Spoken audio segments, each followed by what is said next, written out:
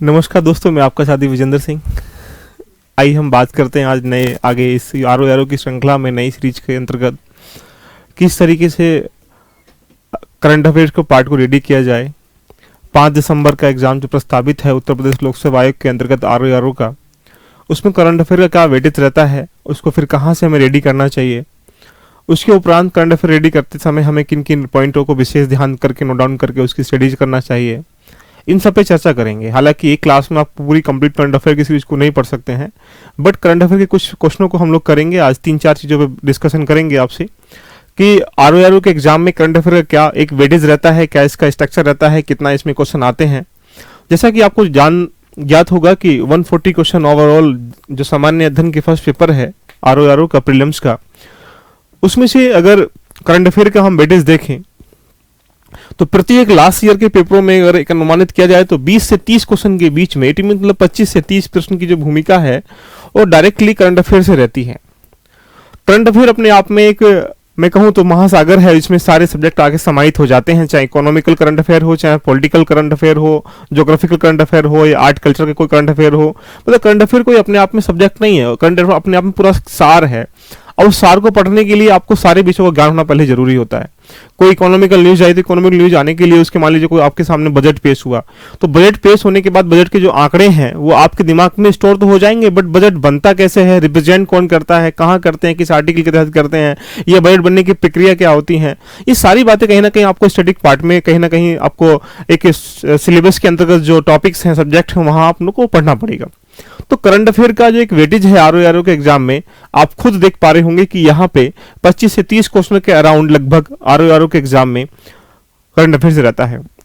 अब ये बहुत सारे मिथ होंगे, करंट अफेयर कैसे रेडी करना चाहिए, करंट अफेयर का वेटेज कैसे कैसे होता है। तो लास्ट टाइम में जो अभी बचे हुए शेष समय है, इस शेष समय में अगर आप मेन टॉपिकों पर, ये मेन जो बिंदु है उन पर अगर आप फोकस कर लें तो मुझे उम्मीद है कि वहां से प्रश्न आने की भूमिका ज्यादा रहती है। हालांकि करंट अफेयर का एक सार होता है कि करंट अफेयर का, अब करंट अफेयर है क्या, करंट अफेयर एक प्रकार से परिवर्तन करने वाली क्रियाओं का एक संग्रह है। और परिवर्तन होने वाली क्रियाएं चाहे वो हिस्ट्री में हो रही हो, चाहे वो पॉलिटी में हो रही हो, या कुछ घटित घटनाएं जहां भी हो रही हैं, क्रियाएं हो रही हैं, उन क्रियाओं का संग्रह ही करंट अफेयर है। अब करंट अफेयर को आप, ये तो है नहीं कि आप 1-2-3 दिन में रेडी कर लेंगे, ये एक लंबी प्रक्रिया है। इस लंबी प्रक्रिया के करंट अफेयर कहाँ से पढ़ना चाहिए, कैसे पढ़ना चाहिए, इन सब चीज़ों पर हम आज से डिस्कशन करेंगे। तो मेन अगर हम लोग बात करें आर ओ के एग्जाम के बारे में, तो आप जानते हैं कि 140 क्वेश्चन से आपको लगभग 80+ क्वेश्चन क्या करना है, इसमें सही करना है अगर आपको पीटी क्वालिफाई करना है आर ओ का। उसमें से अगर मान के चलें कि लगभग 25 से 30 क्वेश्चन के अराउंड बीच में जो है करंट अफेयर से आ जाते हैं, तो आपके दिमाग में पिक्चर नुमा बन पा रही होगी कि करंट अफेयर का 80-85 क्वेश्चन सही करने के लिए काफी वेटेज रहता है। अब करंट अफेयर को कई हिस्सों में, कई चीजों से हम लोग कन्वर्ट कर सकते हैं। करंट अफेयर बहुत सारे बच्चे डेली बेस रेडी करते हैं, प्रतिदिन के हिसाब से रेडी करते हैं, कोई वीकली रेडी करता है, कोई मंथली रेडी करता है, कोई हाफ ईयरली रेडी करता है, कोई ईयरली रेडी करता है। कोई स्टूडेंट्स ऐसे होते हैं लास्ट में एक मैगजीन को पढ़ लिया और वहां से रेडी कर लिया। तो आपके सामने एक प्रश्न ये बन जाता है कि करंट अफेयर क्या किसी जिस मैगजीन से आप पढ़ पा रहे हैं या कहीं मार्केट से फैली हुई किताबों के माध्यम से बिखरा हुआ वो पीडीएफ का जंजाल है, वहां से आप इकट्ठे कर पा रहे, तो क्या करंट अफेयर वहां से रेडी कर पाएंगे?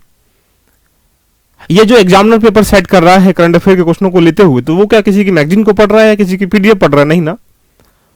तो ये बहुत सारे मिथ बन जाते हैं करंट अफेयर रेडी कैसे करें, साथ में करंट अफेयर रेडी करने के लिए कहाँ के रिसोर्स इकट्ठे करने चाहिए, ये बहुत सारी चीजें हैं। तो जितनी भी योजनाएं होती हैं, परियोजनाएं होती हैं, जो भी कार्यक्रम होते हैं, जो भी घटनाएं होती हैं, वो सब सरकारी हस्तक्षेप के साथ जितनी भी प्राइवेटेशन के अंतर्गत हो रहा चेंजिंग है, उनको समाहित करके करंट अफेयर को कहीं ना कहीं संग्रह किया जाता है। तो क्यों ना हम ऑथेंटिक डाटा को पढ़ें, क्यों ना हम ऑथेंटिक पत्रिका को पढ़ें, क्यों ना हम ऑथेंटिक वेबसाइट देखें। तो मेरे दोस्तों, मेरा यही मानना है कि करंट अफेयर को एक बेसिक ऑथेंटिक डाटा के आधार पर ही पढ़ना चाहिए। अब ऑथेंटिक डाटा क्या हो सकता है? वो सरकार की वेबसाइट हो सकती है, सरकार की पत्रिका हो सकती है, या ऑथेंटिक जो राइटर है वो हो सकता है। इस तकनीकी भरे बाजार में जितनी भी मैगजीनें, जितने भी पीडीएफ, जितने भी नोट्स मार्केट में चल रहे हैं, तो क्या आप खुद नहीं जानते कि जिस इंसान ने या जिस कार्यक्रम बनाया है, इनोवेशंस किया कार्यक्रम का, और उसको फॉलो करने के लिए जो भी कार्यक्रम के लिए जो पॉइंट है, की पॉइंट है, वो लिखे गए हैं, तो हम डायरेक्टली अगर उसको हिट करेंगे तो एक लंबी प्रक्रिया तो खैर होगी, लेकिन उससे आने वाले प्रश्न कभी भी नहीं बच पाएंगे। तो इट मीन्स मतलब करंट अफेयर का एक दायरा जो है वो बड़ा डिफरेंट है। तो इसमें हम बहुत सारी बातें आपसे आज करने वाले हैं। क्वेश्चन की जो ढांचा है करंट अफेयर का, वो कई प्रकारों से करंट अफेयर के एक डायग्राम को बना सकता है। पहला, करंट अफेयर के अकॉर्डिंग देखा जाए तो कहीं ना कहीं फैक्ट से क्वेश्चन आ जाते हैं। कोई योजना प्रस्तावित की गई या इसके उपरांत कोई कार्यक्रम किया गया, कोई बैठक की गई, कोई चर्चित व्यक्ति है, चर्चित स्थल है, चर्चित पुस्तक है, चर्चित स्थान है, या फिर वो कंसेप्ट से पूछेगा कि इसका उद्देश्य क्या है, इसका रीजन क्या है लागू करने का, इसका एक पूरा आधार नुमा चीजें पूछ लेगा, इसके लागू होने से कौन कौन चीजें आगे फ्यूचर में पॉजिटिव नेगेटिव एस्पेक्ट होंगे उसके। इसके उपरांत जाएगा, कुछ एप्लीकेशन प्रश्न पूछ लेगा जो अनुप्रयोगात्मक होंगे, जो आपके कहीं ना कहीं माइंड को भी इससे लिंक करना पड़ेगा कि ऐसा होने से क्या प्रभाव पड़ेगा, या इस योजना के लागू होने से, जैसे मान लीजिएगा मनरेगा की बात करेंगे तो मनरेगा के प्रभाव लागू होने से क्या बेरोजगारी कम हुई, गरीबी कम हुई, या स्वास्थ्य में कुछ सुधार हुआ, शिक्षा को क्या बढ़ावा मिला। ये सब बातें एप्लीकेशन प्रश्न बन जाएंगे, या फिर स्टेटमेंट वाले प्रश्न यहां से आ जाएंगे कि कुछ स्टेटमेंट वाले प्रश्न यहां से बन जाते हैं, कथनात्मक, जो आपसे कहीं ना कहीं कथन के अकॉर्डिंग वो प्रश्न पूछना स्टार्ट कर लेता है। तो जब भी आप करंट अफेयर को रेडी करें तो ये मान के चले कि हमने इन सारे प्रश्नों को करना है, आपस में कंपाइल करना है कि हाँ, अगर वहां से किसी भी टॉपिक से कोई प्रश्न अगर आता है तो उस प्रश्न को आने के उपरांत अगर हमें लगता है कि हाँ इसे करने में सक्षम होंगे, तो तभी सक्षम होंगे जब उसका पूरा आधार नुमा, उसकी पूरी पिक्चर दिमाग में हमने बना ली होगी। अब ये नहीं कि आपने वन लाइनर पढ़ लिया, ये सब चीजें बहुत शॉर्ट कट के लिए होती हैं, और कभी भी लोक सेवा आयोग चाहे स्टेट का हो चाहे सेंट्रल का क्यों ना हो, कोई भी कट ऑफ पे अगर देखा जाए शॉर्टकट पे आपको काम नहीं करना चाहिए। तो मैं आज आपके सामने कुछ चीजों को लेकर उपस्थित हूं कि करंट अफेयर के अंतर्गत क्या एक मिथ है, उसको दूर करने के लिए क्या होना चाहिए। साथ में करंट अफेयर कुछ क्वेश्चन लेके आऊंगा कि उनको कैसे रेडी करना चाहिए, जिससे कि हो सकता है कि वो क्वेश्चन तो नहीं आने वाले, अगर आ भी जाएंगे तो आप कर लेंगे, लेकिन नॉर्मली बात यह है कि करंट अफेयर का दायरा पढ़ने का क्या होना चाहिए, इन पर हम डिस्कशन करेंगे। तो ये सारा एक स्ट्रक्चर है। उसके साथ आज हम लोग जानते हैं, जो बच्चे आरओ का एग्जाम दे रहे हैं, उस एग्जाम के अंदर करंट अफेयर की जो भूमिका है आप जान ही चुके हैं कि लगभग 25 से 30 प्रश्न इसमें करंट अफेयर के रहने वाले हैं। यदि आपको उसका सिस्टेटिक वे नहीं पता होगा कि उसका हमें किस तरीके से सिस्टमेटिक वे से हमें आगे उसको पढ़ाई करनी है, तो आप क्या करेंगे, उसमें जंजाल में फैले रहेंगे। इस एग्जाम के लिए देखा जाए तो एक वर्ष का करंट अफेयर सफिशियंट है। हालांकि करंट अफेयर कुछ नहीं है, तत्कालीन होने वाली घटनाओं का एक संग्रह ही क्या है, करंट अफेयर है। अब वो तत्कालीन में चाहे वो एक माह पुरानी हो, 2 माह पुरानी हो या 3 माह पुरानी हो, पता नहीं कौन सी वो आपसे पूछ बैठे, तो एक वर्ष करंट अफेयर को आपको रेडी करना है। लेकिन जो विशेषकर जो बिल्कुल इंपॉर्टेंट करंट अफेयर है, आप जनवरी से स्टार्ट करिएगा, और जनवरी से स्टार्ट करने के बाद ये मान के चलें कि 31 अक्टूबर या इनफ अगर आप जाएंगे तो लगभग 10 या 15 नवंबर के आसपास तक इस करंट अफेयर को रेडी कर लेंगे, क्योंकि आपको पता है कि 5 दिसंबर को 10 का एग्जाम होने ही वाला है।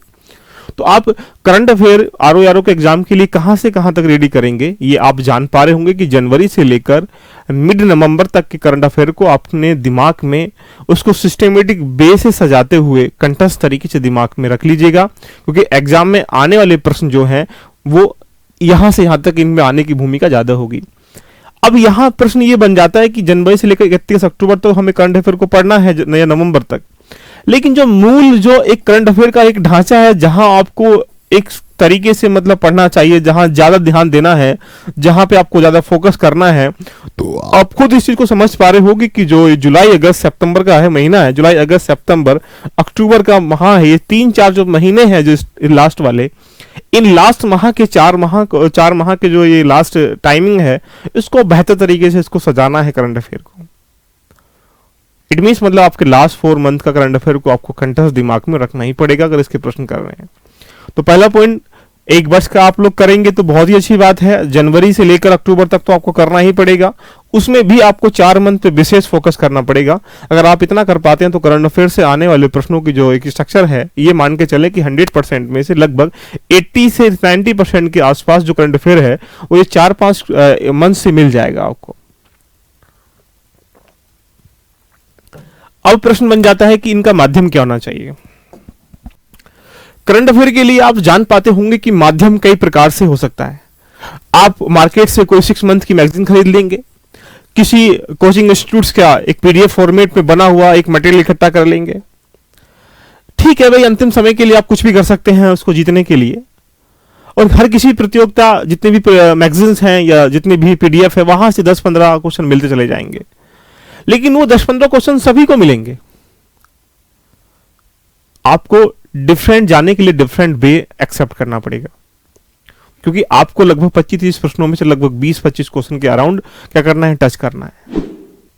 तो उसे टच करने के लिए आपके पास जो माध्यम है वो अब चेंज करने का समय नहीं है कि आप सोचो कि हाँ जो मैं बता रहा हूं उसको आप चेंज कर लीजिएगा। जितनी भी गवर्नमेंट साइट हैं उनको फॉलो करिएगा, चाहे वो होम मिनिस्ट्री की हो, चाहे पीआईबी रिपोर्ट्स हो। अगर आप इनको फॉलो करेंगे तो पहली बात यह है कि आपको ऑथेंटिक डाटा मिलेगा। ऑथेंटिक डाटा के साथ आप कंसेप्ट, फैक्ट, सारी चीजों को उसमें समाहित चीजें जब पढ़ेंगे तो ऑटोमेटिकली आपके दिमाग में पिक्चर नुमा एक कंसेप्ट क्लियर हो जाएगा कि हाँ ये चीजें ऐसे ऐसे होती हैं और इसको इंप्लीमेंट कौन करता है और कैसे कैसे होता है। बहुत सारी चीजें कभी यही पूछ लेता है कि वन रिपोर्ट को कौन पेश करता है, या नीति आयोग की जितनी रिपोर्ट उनको पेश कौन करता है। तो अगर आपको यही अगर स्मार्ट सिटीज की रिपोर्ट को पूछा जाए कि स्मार्ट सिटी की रिपोर्ट को कौन पेश करता है और ये आपने सिर्फ एक मैगजीन से रटा है और यदि आपने उस साइट को जाकर देखा होता तो आप ऑटोमेटिकली उसको फ्लिक क्या करते, क्लिक कर लेते। तो करंट अफेयर के दायरे को भी दोस्तों आपको एक बेहतर तरीके का प्रबंधन करना है। गवर्नमेंट साइट्स को देखिएगा, उसके उपरांत जितनी भी गवर्नमेंट मैगजीन है जैसे कि योजना है, कुरुक्षेत्र है, साइंस रिपोर्टर है, ज्योग्राफी एंड यू है, जितनी भी मतलब ये सूचना प्रसारण मंत्रालय की जो मैगजीन्स हैं जो हमारे काम की इंपॉर्टेंट होती हैं, वो ऐसे के रूप में, वो आंसर राइटिंग के रूप में, वो भाषा शैली के रूप में कहीं ना कहीं हमारी तैयारी में वो हेल्पफुल होती हैं। तो गवर्नमेंट जितनी भी मैगजीन है उनको फॉलो करिएगा। साथ में डे वाइज अगर आप न्यूज़पेपर पढ़ते हैं तो डे वाइज चीजों को अगर आप दिमाग में सिस्टमेटिक तरीके से सजाने के साथ साथ अपने नोट्स में कंपाइल करते हैं तो वहां से आप बहुत कुछ सीखने के लिए एक आपकी खुद की एक मैगजीन बन जाएगी। कोई इंस्टीट्यूट या कोई टीचर या कोई जो भी कोचिंग इंस्टीट्यूट है वो कुछ नहीं कर रहा है, आप सब जानते हैं कि नॉर्मली वहां से चीजें डिक्लेयर हुई, वहां से चीजों को उठाया, डाल के दे दिया कि लीजिएगा। तो जो उन्होंने कंपाइल करके दिया है वो एग्जामिनर ने नहीं देखा है, लेकिन जो वहां से चीजें डिले हो रही हैं गवर्नमेंट सरकार के द्वारा, वो सब वहां से प्रश्न बन चले जाते हैं। तो आपका माध्यम, मेरा कहने का तात्पर्य यही है, जितने भी ऑथेंटिक रिसोर्स हैं उनको अगर आप रेडी करेंगे तो करंट अफेयर को करने में महत्वपूर्ण भूमिका निभा पाएंगे। नहीं तो आप कहीं ना कहीं एक भ्रमित जंजाल में फंसकर अपने आप को लाचार करते रहेंगे। मैं ये नहीं कह रहा कि ये मैगजीन अच्छी है, वो मैगजीन अच्छी है, सब मैगजीन अच्छी है, बट डिपेंड करता है कि आपके दिमाग में चीजें बन पा रही हैं। उसके लिए भी बहुत सारी चीजें एग्जाम्पल बेस पे समझिएगा। अगर मैं आपसे बोलूं कि कल्चरल जो न्यूज है, जो संस्कृति की न्यूज है, वो एक मंथ में 4 या 5 आती हैं, तो अगर 12 मंथ में देखा जाए तो लगभग 50 न्यूज ऐसी होंगी जो कहीं ना कहीं आर्ट कल्चर को लेके आती हैं। तो अगर आर्ट कल्चर की न्यूज को एक मंथ की 50 न्यूज को एक साथ कंपाइल कर लिया जाए तो आप नॉर्मली उसमें से 25 या 30 न्यूज ऐसी होती हैं, ध्यान रखना, कि उसमें विशेषकर आप उनको जानते हैं, चाहे मंदिर को लेके हो, चाहे किसी पॉइंट स्थान को लेके हो, तो बाकी जो बस्ती हैं बस हमें उनको पढ़ना होता है। लेकिन हम बार बार रिवीजन करते रहते हैं कि हाँ ठीक है ये पता है, तो उसमें टाइम वेस्ट होता है, उससे भी हमें बचना है। तो ये बहुत सारे मिथ हैं, इनको हम लोग डिस्कशन करते रहेंगे साथ साथ में। लेकिन आज हम बात करते हैं कि आरओ एग्जाम के लिए जो मेन टॉपिक है, लास्ट मोमेंट पे अगर आप इन पे फोकस कर लेंगे तो वहां से प्रश्न आने की संभावना ज्यादा है। तो मेन टॉपिक आपके सामने करंट अफेयर के मैं लेके आया हूं, और फिर उसके बाद आपसे हम प्रश्नों पर चर्चा करेंगे कि प्रश्न कैसे आ सकते हैं और कैसे प्रश्न आते हैं आरओ में, उनसे हम डिस्कशन करेंगे, राइट।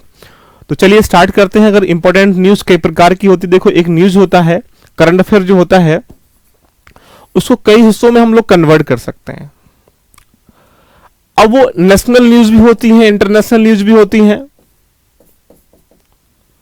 इकोनॉमिकल न्यूज भी होती हैं, पॉलिटिकल न्यूज भी होती हैं, ज्योग्राफिकल न्यूज भी होती हैं, साइंस की न्यूज भी होती हैं, साइंस टेक्नोलॉजी की न्यूज भी होती हैं, साथ में इसमें जो स्टेट की न्यूज भी होती हैं। तो इस तरीके से चीजों को हम सिस्टमेटिक बेसिक कन्वर्ट कर सकते हैं। और साथ में फिर अगर हम यूपी की आरओ एग्जाम की बात करें तो वहां पे यूपी की न्यूज आना क्या स्वाभाविक है, ये तो पूछने का प्रश्न ही नहीं बनता, राइट। तो अगर हम आज नेशनल न्यूज की अगर बात करेंगे तो नेशनल न्यूज में बहुत सारे टॉपिक हो सकता है, इवेंट हुए हैं, कार्यक्रम हुए हैं, बहुत सारी बातें हुई हैं, लेकिन उसमें हमें ये चीज विशेष ध्यान देनी है कि जो ये मैं आपको बता रहा हूं, ये कार्यक्रम या ये इवेंट जो है बहुत इंपॉर्टेंट है, जैसे कृषि उड़ान कार्यक्रम 2.0। तो कृषि उड़ान कार्यक्रम 2.0 के बारे में अगर कभी क्वेश्चन बनेगा तो यहां से 2.0 का मतलब है कि कहीं ना कहीं इसके पीछे पूरा सार समझाइएगा कि 2.0 उड़ान कार्यक्रम है क्या, इसको इंप्लीमेंट किसने किया है, इसको इंप्लीमेंट करने का एक रीजन क्या है, इसका उद्देश्य क्या है, इसके लागू होने से कौन कौन से एरिया क्या होंगे, इफेक्टेड होंगे, कौन कौन से प्रभाव पड़ेगा या कौन कौन से बेनिफिट्स होगा, साथ में इसके कितने कितने चरणों में इसको डिस्ट्रीब्यूट किया गया है और कैसे किया गया है, कौन कौन इसमें लाभान्वित होंगे। अगर एक योजना का कार्यक्रम बनाने से पहले उसका सिनॉप्सिस वे में कन्वर्ट कर लिया जाए कि इस योजना में या इस कार्यक्रम में इस स्थल में क्या क्या हो सकता है, तो एक आपका याद करने का, उसको पढ़ने का एक तरीका आपको दिमाग में बिल्ड हो जाएगा। तो इसका मतलब क्या है कि आपको इस एग्जाम के लिए कृषि उड़ान योजना को भी पढ़ना है। नंबर 2 है ई संजीवनी ओपीडी सेवा। अब ई संजीवनी ओपीडी सेवा क्या है, इसको इंप्लीमेंट किस गवर्नमेंट ने किया है, ये गवर्नमेंट करने के साथ इसको किस मंत्रालय ने किया है, फिर मंत्रालय करने के साथ इसका दायरा क्या रखा गया है, कहां से इसको स्टार्ट किया गया है, इसका क्या क्या एक उद्देश्य होगा, इसके कौन कौन से वर्किंग सिस्टम होंगे, ये सब चीजें अगर आपके दिमाग में संजीवनी से डीपीडी इसको लेके है, ओपीडी को सेवा को लेके है, तो आप कैसे कर पाएंगे, इस क्वेश्चन से आने वाले प्रश्न को कर पाएंगे। नंबर 2 पीएसए ऑक्सीजन प्लांट के आप देखिएगा, आप देख पा रहे होंगे हाल ही में कोरोना के माध्यम से जितनी भी ऑक्सीजन की कमी हुई, तो ऐसे करने से प्लांट क्या हुआ, हमारा स्थापित करने की प्रक्रिया हमारी आगे चली। अब ये जो प्लांट है ये कहाँ लगाया गया है, पीएसए प्लांट होता क्या है, पीएसए प्लांट किस गवर्नमेंट ने लगाया है, ये सारा एक सिस्टमेटिक वे होना चाहिए। इन सब पे चर्चा करेंगे 1 बाय 1 करके, बट मेन इंपोर्टेंट टॉपिक जो है कृषि उड़ान को एक बार आप देख लीजिएगा, ई संजीवनी को एक बार देख लीजिएगा, पीएसए ऑक्सीजन प्लांट को आप देख लीजिएगा, एक स्वास्थ्य सहायता संघ की स्थापना की गई है उसको देख लीजिएगा, चौरा चौरी कांड जो हुआ था उसके 100 वर्ष हो चुके हैं, 100 वर्षों के होने के उपरांत हम लोगों ने क्या इसमें नया अभी हाल ही में किया है, 105वां अमेंडमेंट जो है, संशोधन जो है, उसको एक बार देख लीजिएगा। एक देश एक व्यवस्था के अंतर्गत हमने कौन कौन पॉइंटों को रखा गया इसको देख लीजिएगा। ये वो टॉपिक हैं जो आपको विशेष कर देख के जाने हैं। मैं ये नहीं कह रहा कि क्वेश्चन ये टॉपिक से आने वाला है, बट हाँ कुछ ऐसे दायरे होते हैं जहां से प्रश्न आने की संभावना ज्यादा होती है, उन टॉपिकों को मार्क करके उनको तो देख के जाइए जाएगा, और बाकी को सरसरी निगाहों को देख के जाना आपका दायित्व बनता ही है। नेक्स्ट टॉपिक की अगर हम लोग बात करेंगे तो अंतर्राष्ट्रीय अगर हम लोग देखें, हाँ सेंट्रल विस्टा के बारे में देख लीजिएगा। सेंट्रल विस्टा जो आप लोग देख रहे हैं, हमारा पार्लियामेंट बन रहा है, दूसरा वाला संसद बन रहा है, उसमें कौन सी कंपनी बना रही है, कब तक का लक्ष्य है, कितना उसमें इनोवेशन हो रहे हैं, क्या क्या चेंजिंग हो रहे हैं, ये उसमें बैठने की व्यवस्था कितने की गई है, राज्यसभा के लोग कितने बैठेंगे, लोकसभा के लोग कितने बैठेंगे, देन उसमें कंबाइंड में कितने बैठेंगे, देन उसको कंपनी कौन सी बना रही है, ये सब चीजें छोटी छोटी बातें आपके दिमाग में एक फिल्मनुमा हो जानी चाहिए। क्योंकि ज्यादातर जो क्वेश्चन पूछता है आरओ में वो फैक्टनुमा या कंसेप्टनुमा पूछता है, एप्लीकेशन प्रश्न बहुत ही कम आते हैं। देन अंतर्राष्ट्रीय में एक बार देख लीजिए क्वाड सम्मेलन क्या होता है, अंतर्राष्ट्रीय मानवाधिकार जो है, इसमें सदस्यों के अपॉइंट किया गया है, इसमें क्या भी वर्चस्व है, संकल्प 2593 में क्या है, एयू के यूएस गठबंधन क्या है, तालिबान जो प्रक्रमण हुआ है इसके अंतर्गत जो कुछ चेंजिंग हुए हैं, क्या प्रभावित हुआ वर्ग है, उसको एक बार पढ़ लीजिएगा।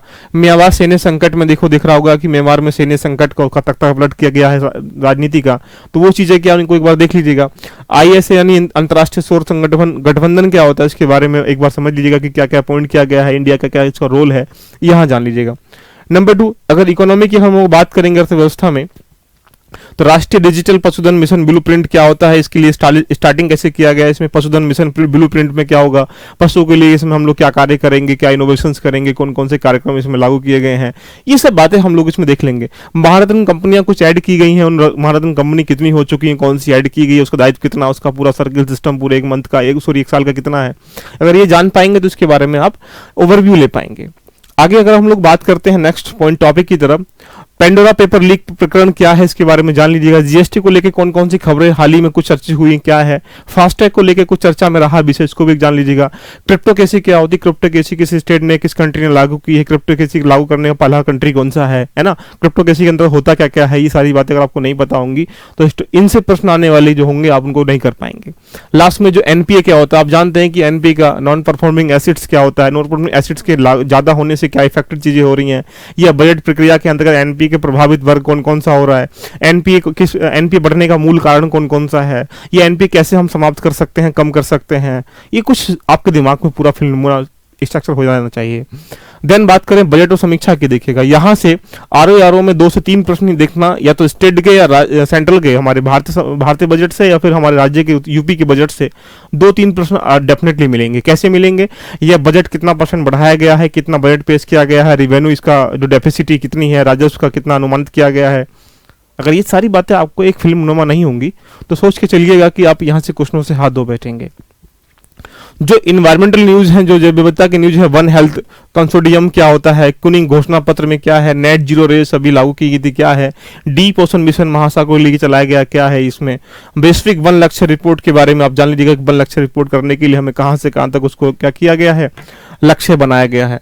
ये सब मूलभूत टॉपिक वो हैं जो एग्जाम के लिए इंपॉर्टेंट हैं, जहां से प्रश्न आने की संभावना अधिक है। उसके उपरांत जो रामसर स्थल है, रामसर स्थल में हाल ही में कितने रामसर स्थल जोड़े गए हैं, रामसर स्थल का अपॉइंटमेंट कौन करता है, कैसे करता है, सारी बातें आपके दिमाग में पिक्चर नुमा हो जानी चाहिए।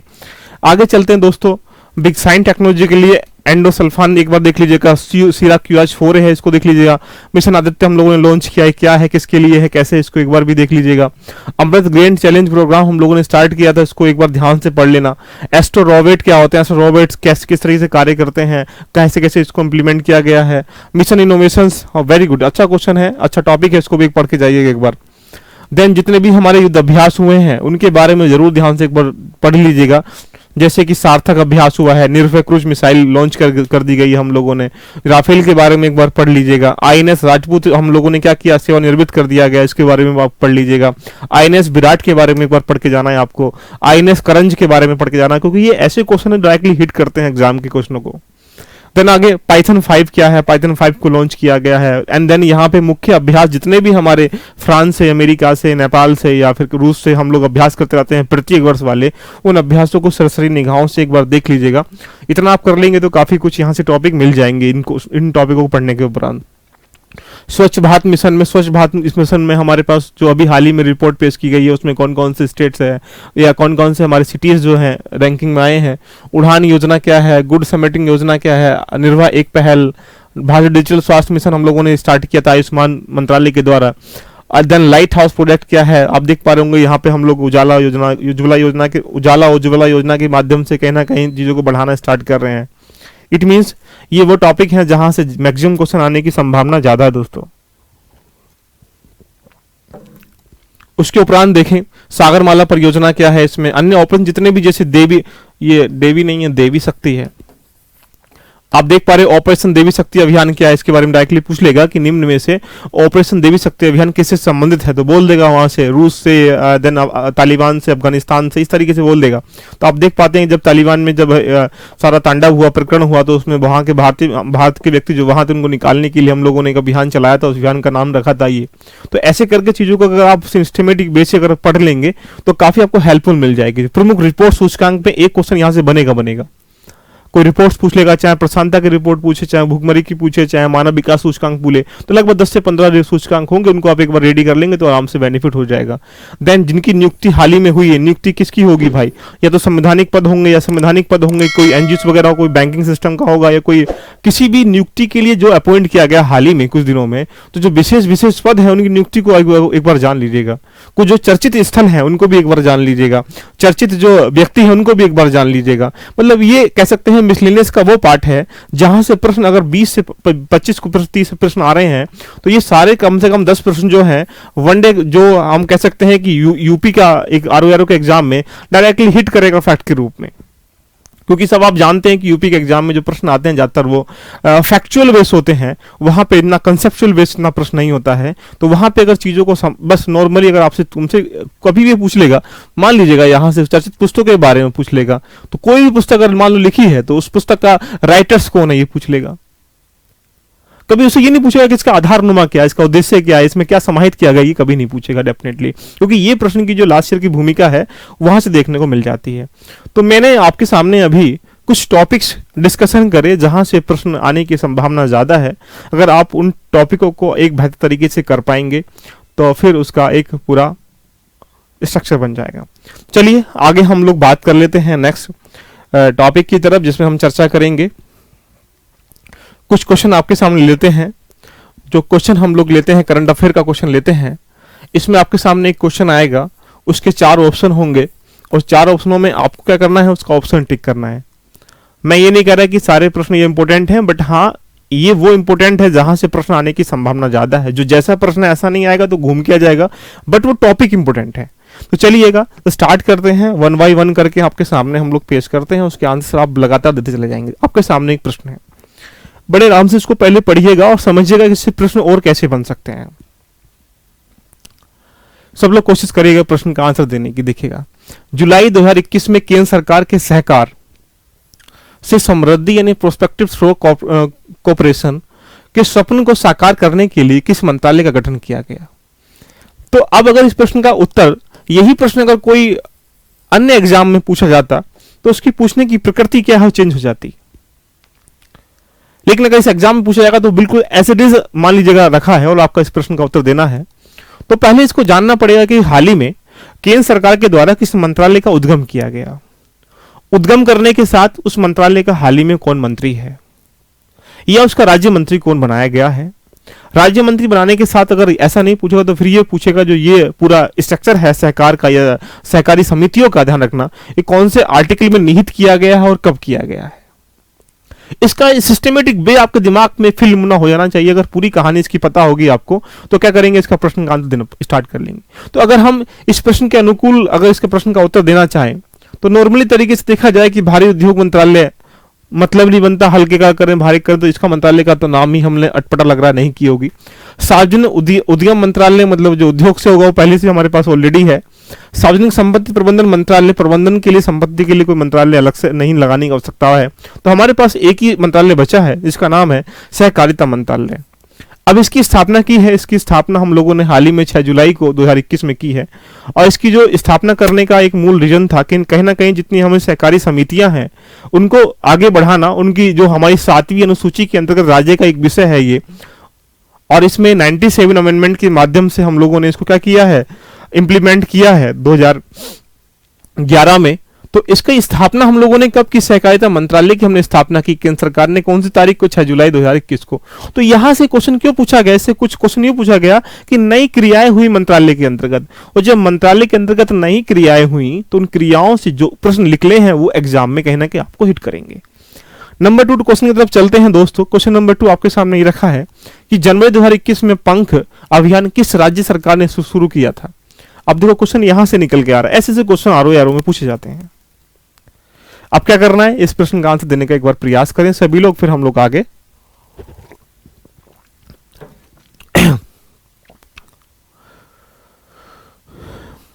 जनवरी 2021 में पंख अभियान की साधन चलाया। तो पहली बात तो ये जान लीजिएगा कि अभियान होता क्या है, पंख अभियान किससे संबंधित है, पहले ये भी जान लीजिएगा। चलाने का मूल उद्देश्य क्या होगा इसका। राज्य सरकार ने चलाया, क्वेश्चन पूछा डायरेक्टली आप हिट कर देंगे, लेकिन इसके और कौन से एस्पेक्ट बन सकते हैं, कौन कौन से प्रश्न यहां से और इससे बन सकते हैं, ये सारे प्रश्न अगर आप कर पाएंगे तो आपके दिमाग में एक फिल्म नुमा कहानी बन जाएगी। तो आपके दिमाग में पिक्चर बन पा रही होगी। इसको 24 जनवरी जिसको हम लोग राष्ट्रीय बालिका दिवस के रूप में भी मनाते हैं, तो राष्ट्रीय बालिका दिवस के रूप में उन बालिकाओं को कहीं ना कहीं संरक्षण देने के पर्पज से, उनको जागरूक करने के पर्पज से, उनको पोषण सिस्टम को बेहतर करने के पर्पज से, उनको नॉलेज देने के पर्पज से, उनका हेल्थ अच्छा करने के पर्पज से। इसका मतलब क्या हुआ, मैंने इस पंख की पूरी एक जो फुल फॉर्म है उसको भी डिस्प्ले कर दिया। पीछे क्या है, प्रोटेक्शन जिसको संरक्षण कह सकते हैं, ए से हम लोग अवेयरनेस जिसको हम लोग जागरूकता कह सकते हैं, एन से न्यूट्रिशन जिसको हम लोग पोषण कह सकते हैं, और के से इसमें नॉलेज जिसको हम लोग ज्ञान कह सकते हैं, एस का मतलब क्या हुआ, हेल्थ जो स्वास्थ्य कह सकते हैं। इतने सारे दारों को बालिकाओं का ठीक करने के पर्पज से हम देखा जाए कि राज्य सरकार ने मध्य प्रदेश के द्वारा इस पंख अभियान को प्रारंभ किया गया। अब इससे क्या होगा, इससे आप देख पा रहे होंगे कि जब हमारे पास बेटी बचाओ बेटी पढ़ाओ बेटी बचाओ जो कार्यक्रम चलाया गया था हरियाणा से 2015 के अंतर्गत पीएम जी ने चलाया था, तो उस कार्यक्रम के अंतर्गत ही मध्य प्रदेश के अंतर्गत बालिकाओं को कहीं ना कहीं बढ़ावा देने के पर्पज से इस पंख क्या किया, अभियान को भी प्रारंभ किया गया। तो दूसरा क्वेश्चन आपके दिमाग में फिल्म न बन पा रहा होगा कि यदि पंख अभियान से कोई प्रश्न आएगा तो उसको करने में आप आराम से सक्षम हो जाएंगे। अगला प्रश्न चलते हैं क्वेश्चन नंबर 3 की तरफ। तो मेरा मानना यही है कि जब भी आप एक अभियान को लो, देखो मैंने यही सारे टॉपिक आपके सामने रखे हैं, जैसे अभियान है अब ये पंख अभियान है। अब ये पंख अभियान मुझे नहीं पता कि पूछा जाएगा नहीं पूछा जाएगा, लेकिन अगर पंख अभियान आएगा तो आप उसे कर देंगे। जैसे कैसे एस्पेक्ट बन सकते हैं, पहले पंख अभियान किसने चलाया, I think you know, Madhya Pradesh ने चलाया। पंख अभियान चलाने का मूल उद्देश्य क्या था, बालिकाओं को संरक्षण देना, उनको कहीं ना कहीं जागरूक करना अपने अधिकारों के प्रति, उनको कहीं ना कहीं पोषण सिस्टम व्यवस्था बेहतर करना, उनको एक नॉलेज देना, उनको ज्ञान देना कि किस तरीके से हम लोग आगे बढ़ सकते हैं, और उनको हेल्थ बेहतर करना, स्वास्थ्य अच्छा करना। क्यों चलाया गया, आप जानते हैं कि 24 जनवरी को क्या मनाते हैं, राष्ट्रीय बालिका दिवस मनाते हैं। तो ये क्वेश्चन दूसरा बन जाएगा दिवस के रूप में कि राष्ट्रीय बालिका दिवस कब मनाते हैं। क्लियर? तो एक प्रश्न से जितने भी एस्पेक्ट होते हैं वो हमने रेडी किए। ऐसे ही जितने भी लास्ट 4-5 मंथ में अभियान है, उन अभियानों की एक आपको आधा घंटा लगेगा, मुश्किल से 10-15 मिनट लगेंगे। लिस्ट बना के सारों के ऊपर 1 बाय 1 करके काम कर लीजिएगा, एक क्वेश्चन यहां से अभियान से आपको मिल जाएगा, चाहे कोई सा भी अभियान मिले। राइट, आगे चलते हैं। क्वेश्चन नंबर 3 लिखा है, जून 2021 में विश्व स्वास्थ्य संगठन, जिसको हम लोग WHO कह सकते हैं, वर्ल्ड हेल्थ ऑर्गेनाइजेशन के द्वारा किस देश को मलेरिया मुक्त घोषित किया गया है? वेरी गुड क्वेश्चन, अच्छा क्वेश्चन है। देखिए जून में, हाल ही में, अब क्वेश्चन यहीं से बन जाएगा कि WHO के द्वारा हाल ही में किसे मलेरिया मुक्त, मतलब मलेरिया वहां पे एक भी बीमार नहीं मलेरिया का। अब क्वेश्चन ये देखो, इसके सारे एस्पेक्ट को समझिएगा कि अगर आपसे पूछा जाए कि मलेरिया जो मुक्त प्रमाण पत्र है उसको जारी कौन करता है? WHO करता है। WHO जारी करने का मूल कारण क्या है? वो WHO जारी कब करता है, पहले ये भी जान लीजिएगा। भाई बताइएगा, 2 साल बाद, 3 साल बाद, 10 साल बाद, ये पता होना चाहिए। फिर चीन ने मलेरिया मुक्त देश बनाने के लिए कौन सी रणनीति अपनाई, ये भी आपके दिमाग में इसके एस्पेक्ट से क्वेश्चन बन जाना चाहिए। उसके उपरांत चीन ने ऐसा क्या किया जिससे कि मतलब कहीं ना कहीं अपने प्रसार को नियंत्रण किया। तो ये सारी बातें आपके दिमाग में अगर हैं तो आप इस प्रश्न को तो कर ही पाएंगे। साथ में इस ऐसे WHO के जितने भी मलेरिया से मुक्त प्रमाण पत्र का जो दायरा है उसमें आने वाले प्रश्नों को भी एक बार दिमाग में सजो पाएंगे। तो अगर इसका प्रश्न देखिए, WHO ने किसने किया है? चीन को किया है। WHO 3 वर्ष के लगातार निरंतर, अगर मान लीजिए कहीं कोई केस नहीं आया है, उस देश को एक मलेरिया मुक्त प्रमाण पत्र क्या करता है, देता है। तो वही किसने दिया है? चीन को दिया है। किसने? WHO ने दिया है। अब चीन ने इसके लिए क्या किया होगा? चीन ने इसको हटाने के लिए कुछ ना कुछ प्रोग्राम किया होगा। चीन ने जो प्रसार किया है इसका, उसको 137 कह सकते हैं। 1 2 का 4 नहीं, 1 3 का 7। 1 मतलब पहले दिन उसको डिसाइड करना, पहले दिन रिपोर्ट तैयार करना कि हाँ कहाँ कहाँ कैसे कैसे चीजें हो रही हैं। फिर ये प्रसार का निर्धारण करना 3 दिन के अंतर्गत कि हाँ प्रसार कहां से कहां तक हुआ है, कि 3 दिन के अंतर्गत ये तय करना कि प्रसार का निर्धारण कैसे किया गया है। उसके उपरांत अगर देखा जाए तो उसको 7वें दिन तक उसके कैसे कैसे उसको रोकना है, उसके उपाय कौन कौन से हो सकते हैं, ये सारी रणनीति तय कर लेना। मतलब 137 डे में पूरा एक सिस्टमेटिक वे बना के उस पर कार्य करना, ये नीति किसने अपनाई? चाइना ने अपनाई। और ये नीति अपनाने के उपरांत लास्ट 3 ईयर में एक भी कोई मलेरिया के चाइना में नहीं पाया गया है। इसलिए WHO ने क्या किया, इसको एक मलेरिया मुक्त प्रमाण पत्र जारी कर दिया गया। और कौन सा देश बना है? ये चाइना बना है। तो दोस्तों एक चीज को इस तरीके से इवैल्यूएट करिएगा। अब क्वेश्चन बहुत सारे बन जाएंगे कि ऐसे बहुत सारे मलेरिया के साथ रेबीज, अगर आपसे पूछा जाए यूपी में ही कि रेबीज जो मुक्त है वो राज्य कौन सा है, तो जितने भी रोगाणु ऐसे मुक्त राज्य हो चुके हैं, देश हो चुका है, उनका एक सिनॉप्सिस तरीके से बे बनाइए और पढ़ते चले जाइएगा। 1 बाय 1 करके पूरी लाइन लग जाएगी इसमें। आगे पढ़ते हैं। हाल ही में प्रकाशित the little book of encouragement के लेखक कौन है? क्लियर, एक क्वेश्चन RO के एग्जाम में आप मान के चले कि किताब से आने वाला। अब यहां से किताब भी हो सकती है, कोई पत्रिका से भी आ सकता है, कोई लेखक से भी आ सकता है, कोई संपादक से भी आ सकता है। अब वो कौन सी हो सकती है? किताबों से प्रश्न पूछने वाले 2-3 प्रकार के प्रश्न बन जाते हैं।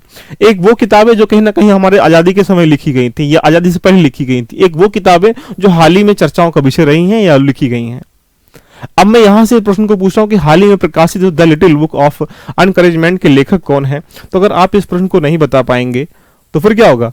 यहां से अब सोचिएगा, यहां से प्रश्न क्या लिखा हुआ है, इसके लेखक कौन है? कभी संपादक भी पूछ सकता है, या फिर इसके अंतर्गत इस बुक में है क्या? ये सारे प्रश्न आपकी चर्चा के विषय बन जाएंगे। अगर आप एक बेहतर तरीके से तैयारी करते हैं तो सारे ऑप्शन आपके ऑटोमेटिकली 1 बाय 1 करके मिलते चले जाएंगे। जैसे हाल ही में प्रकाशित द लिटिल बुक के जो लेखक हैं वो क्या है आप जानते होंगे, बहुत आराम से। जो दलाई लामा है उन्होंने इस बुक को लिखा है। अब दलाई लामा ने इस बुक को लिखा है तो इसमें क्या किया होगा बताइएगा सब लोग। दलाई लामा ने इस बुक को जब लिखा होगा तो क्या किया होगा, सब लोग एक इमेजिन करिएगा।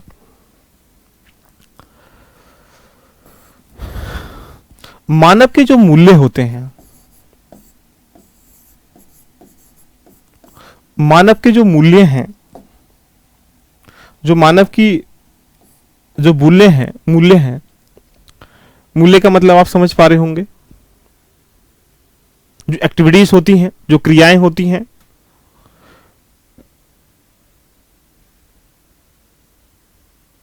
ये सारे मूल्यों का जो संग्रह है इस किताब में किया है किसी दलाई लामा ने।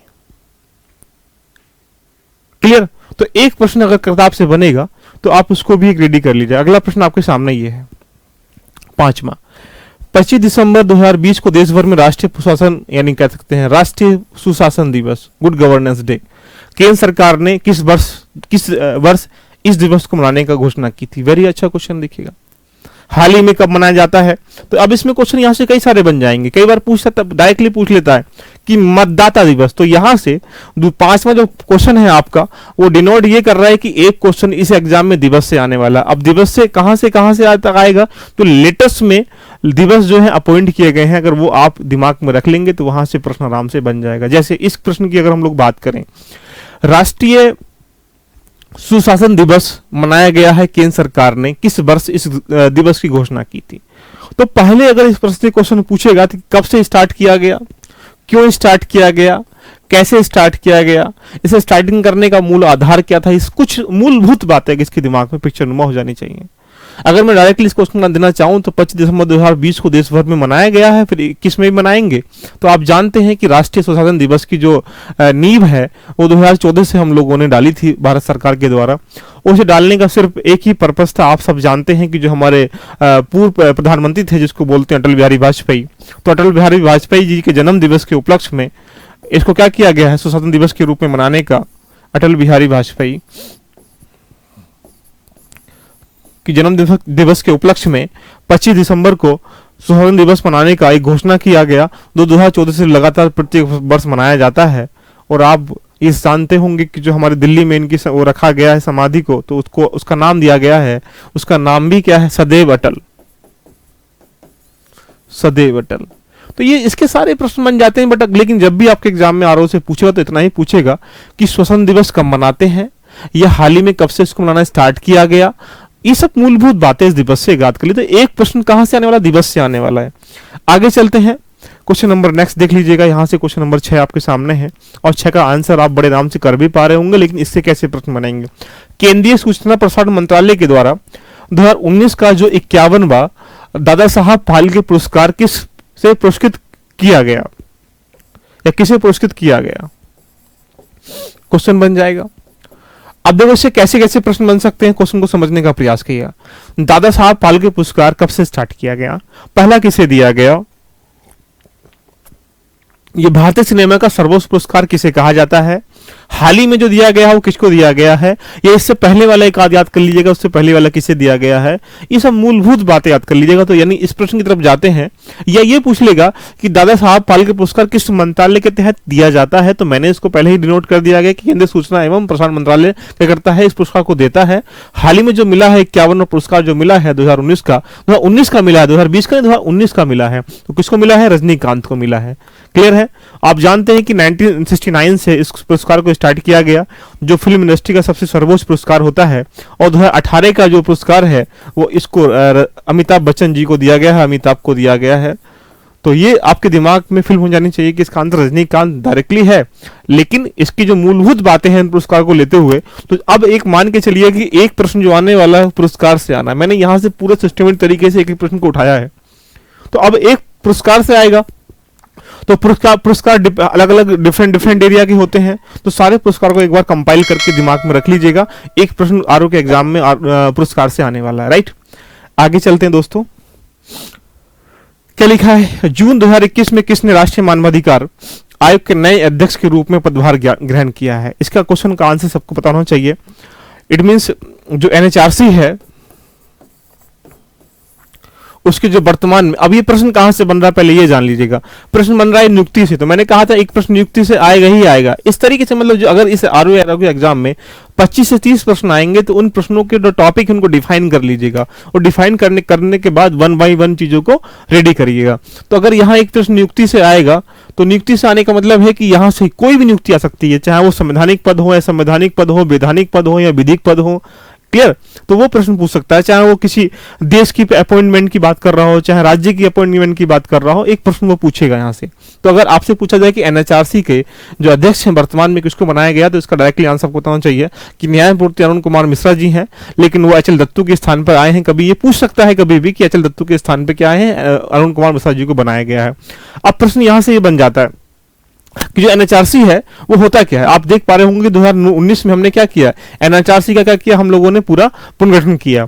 जहां पहले इसमें जो एनएचआरसी का जो अध्यक्ष था वो सुप्रीम कोर्ट का रिटायर्ड मुख्य न्यायाधीश बनता था, लेकिन हाल ही में जो किया गया है वो रिटायर्ड की जगह, रिटायर्ड तो बनेगा बट लेकिन अन्य भी बन सकते हैं। तो कुछ हम लोगों ने फॉर्मेशन किया है।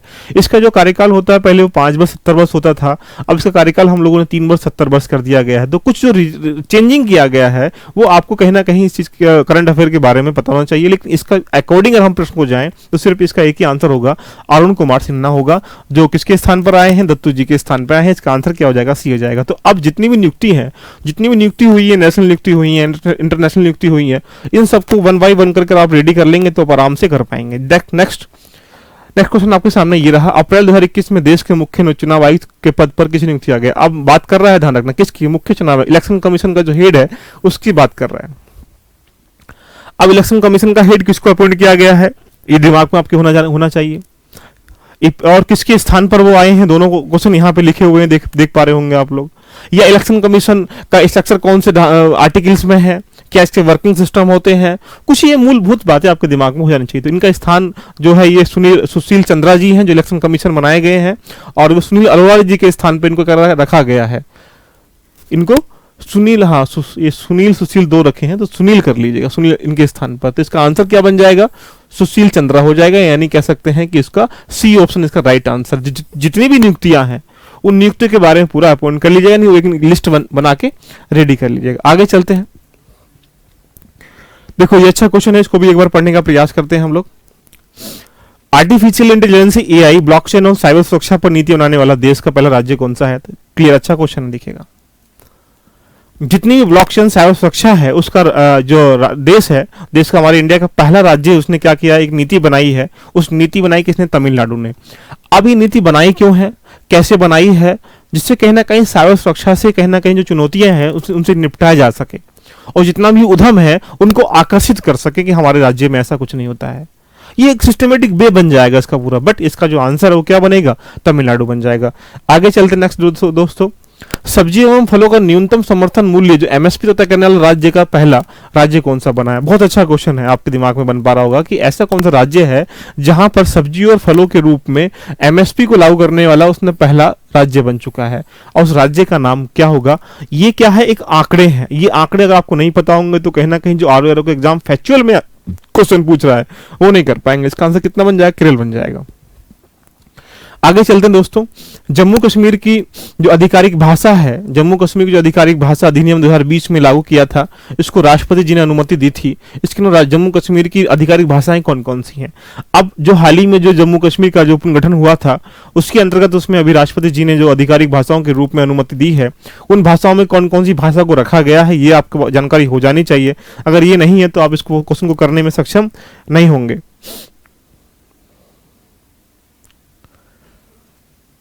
कौन कौन सी होगी, डोगरी है, वेरी गुड, अच्छा क्वेश्चन है। उर्दू है, उर्दू भी है, ठीक है। हिंदी है, हिंदी भी है। तो फिर तीनों भाषाएं क्या है उसमें उपरोक्त रखी गई हैं, तो ये तीन, इसका आंसर क्या बन जाएगा, डी बन जाएगा, डी। इसके साथ अगर देखा जाए तो इसमें जो आधिकारिक भाषा के रूप में रखी गई है तो इसमें इंग्लिश भी रखा गया है और एक कश्मीरी को भी रखा गया। यानी इसकी जो आधिकारिक भाषा है वो ये है, डोगरी है, उर्दू है, हिंदी है, इंग्लिश है, कश्मीरी है।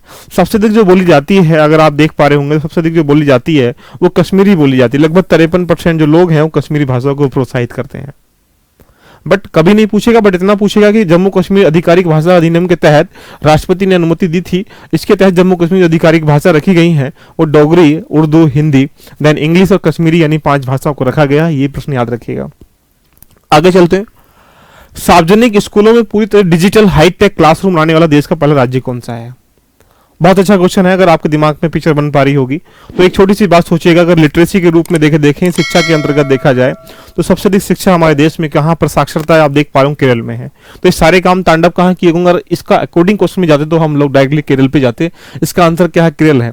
जितने भी सार्वजनिक स्कूल हैं उनको डिजिटल करने के साथ साथ वहां पर जितना हाईटेक क्लासरूम बनाया गया जिससे कि हम तकनीकी के साथ विद्यार्थी शिक्षा को जोड़ सकें।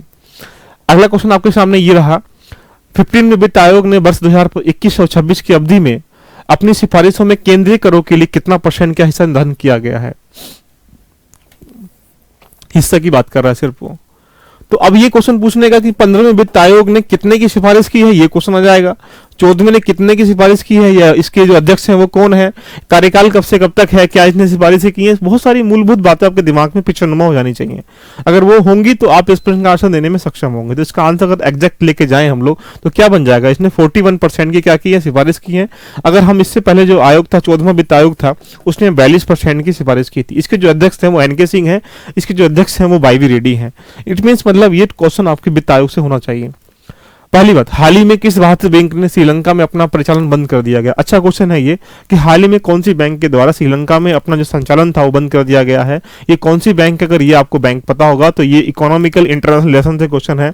तो यहाँ से क्या बन जाएगा, आईसीआईसी बन जाएगा। इसका जो आंसर वो आईसीआई है। आज आईसीआई ने हाल ही में क्या किया गया है, अपनी जो श्रीलंका में जो 1996 से 2006 से उसने स्टार्ट किया था, कि 2006 से उसने संचालन स्टार्ट किया था, 2006 से उसको, जबकि आप जानते हैं कि आईसीआई की स्थापना 1994 में की गई थी। ये पूरा हिस्टोरिकल बैकग्राउंड बन जाएगा आईसीआई का। बट इसका जो आंसर वो कितना बन जाएगा, आईसीआई बैंक ने हाल ही में श्रीलंका से अपना क्या कर दिया गया, संचालन पूरा बंद कर दिया गया है। 2006 में उसने अपना संचालन क्या किया था, उसने स्टार्ट किया था। राइट, आगे चलते हैं। अटल इनोवेशन मिशन के नए डायरेक्टर जो है वो किसे नियुक्त किया गया? अच्छा क्वेश्चन है कि अटल इनोवेशन मिशन होता क्या है, इसकी बात को आराम से समझिएगा। अब देखो, अटल इनोवेशन मिशन आप सब जानते हैं कि भारत सरकार ने कहना कहीं इनोवेशन को या उद्यमिता को आगे बढ़ाने के लिए कई सारे कार्यक्रम चलाए, उसका एक हिस्सा है अटल इनोवेशन मिशन। लेकिन उसके अध्यक्ष किसे नियुक्त किया गया है, ये दिमाग में होना चाहिए। डॉक्टर चिंतन वैष्णव को इसको अपॉइंट किया गया है। आगे चलते हैं। हाल ही में किसे इलाहाबाद विश्वविद्यालय की प्रथम महिला कुलपति वाइस चांसलर नियुक्त किया गया? याद रखिएगा, अच्छा क्वेश्चन है, यूपी आरओ के एग्जाम में पूछ सकता है, क्योंकि वो महिलाओं की बात हमेशा करता रहता है। और महिलाओं में इलाहाबाद आयोग है, तो आप जान सकते हैं कि प्रयागराज आयोग है, वहां प्रश्न बन सकता है। तो कौन है, तो इलाहाबाद विश्वविद्यालय की जो प्रथम महिला कुलपति जो अपॉइंट किया गया है वो संगीता श्रीवास्तव को किया गया है, जो हाल ही में पहली इलाहाबाद की प्रथम महिला जो वाइस चांसलर हैं उनको बनाया गया है। अगर आपके दिमाग में ये पूरी पिक्चर नुमा कहानी या करंट अफेयर से अवगत नहीं होंगे तो आप इन प्रश्नों को करने में सक्षम नहीं होंगे। आगे चलते हैं। जुलाई 2021 में जीआई भौगोलिक संकेतक प्रमाणित भालिया गेहूं। अब ये भालिया गेहूं क्या होता है? पहली खेप केन्या और श्रीलंका के निर्यात की गई भालिया गेहूं किस राज्य में संबंधित है मालिक? अब ये जो हमारे देश में उत्पादन के आंकड़े हैं उनको रिप्रेजेंट करता है कि प्रश्न कहां से आया। तो भालिया गेहूं जो है गुजरात के अहमदाबाद एक नमी वाले क्षेत्रों में पाया जाता है। ये प्रसिद्ध क्यों? क्योंकि प्रोटीन की अधिकता होती है और स्वाद में मीठा होता है। तो इसको हाल ही में केन्या वगैरह के कहीं ना कहीं इन क्षेत्रों में क्या करा, इसको श्रीलंका में भेजा गया है। लेकिन गुजरात के लिए क्या है, भालिया गेहूं क्या है, फेमस है, क्योंकि इसको जीआई टैग दे रखा है। जहां जीआई टैग दिया जाता है वो प्रमाणित हो जाता है। राइट, तो ऐसे प्रश्नों को ध्यान में रखते हुए अपने करंट अफेयर को स्ट्रॉन्ग करिएगा।